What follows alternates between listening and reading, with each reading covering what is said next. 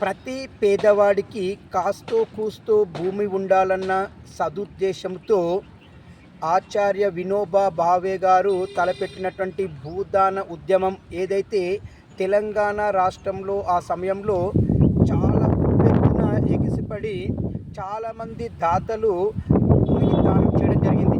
అలా దానం చేసినటువంటి భూమిని పేదవారికి పంచాలన్న ఉద్దేశంతో ఒక భూదాన బోర్డుని కూడా ఏర్పాటు చేశారు ఆచార్య వినోబా భావే.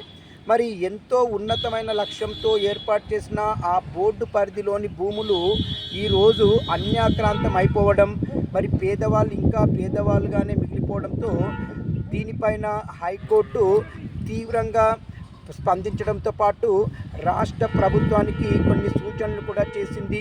ఈ భూదాన బోర్డుకి సంబంధించినటువంటి విధి విధానాలను మరియు ప్రజల ప్రయోజనాలను దృష్టిలో ఉంచుకొని వాటిని పరిష్కరించాల్సిందిగా హైకోర్టు ప్రభుత్వానికి సూచించడం జరిగింది. ఏది ఏమైనా ప్రతి పేదవాడికి ఇంత భూమి ఉండాలనేది నా ఉద్దేశం. మరి మీ ఉద్దేశాన్ని నాకు కామెంట్ రూపంలో తెలియచేయండి. ఇట్లు దినేష్ గంగసాని.